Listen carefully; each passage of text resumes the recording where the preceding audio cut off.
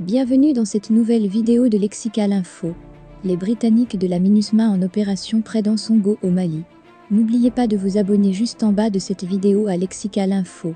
B2, des soldats britanniques, appartenant à la mission de maintien de la paix des Nations Unies, ont saisi quelques armes appartenant à un groupe de lait lors d'une opération près d'Ansongo, au Mali.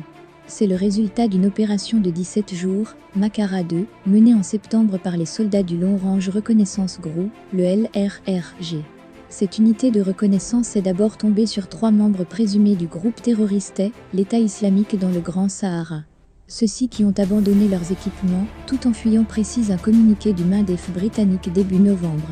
Plusieurs motos, armes et équipements saisis. Un des 3 hommes a été arrêté alors qu'il essayait de s'échapper sur une moto à travers un plan d'eau. Lors d'une fouille dans la zone, les Britanniques du camp Dragoon Boar ont pu saisir 2 motos, un lance-roquettes RPG avec des munitions, des radios et des vêtements de combat. Quelques jours plus tard, des soldats du même régiment de la cavalerie britannique sont tombés sur 2 autres hommes armés, les arrêtant après qu'ils tentaient de s'enfuir.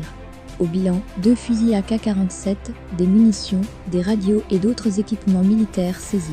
L'opération Makara 2, pour stabiliser la zone. Cette saisie ne tient pas tout à fait du hasard. L'opération Makara 2 de l'ONU a été montée après les attaques mortelles du mois d'août autour d'Ansongo, qui ont fait des dizaines de morts parmi les villageois, pour stabiliser la zone et rassurer la population locale. Le LRRG, qui fournit à l'ONU une capacité de reconnaissance spécialisée au long cours, en effectuant des patrouilles dans des zones reculées, avait aussi été déployé pour assister l'équipe des droits de l'homme des Nations Unies chargée d'enquêter sur cette tuerie. Une approche robuste du maintien de la paix pour le lieutenant-colonel Will Medding, chef de la task force britannique. La clé du succès consiste à déployer des patrouilles durant de longues périodes et rester sur place pour recueillir informations et renseignements, notamment en dialoguant avec la population. Cela permet d'avoir une bonne image du fonctionnement des groupes djihadistes et de prendre ensuite des mesures contre eux. Une approche robuste du maintien de la paix, nécessaire pour protéger le peuple malien, selon lui.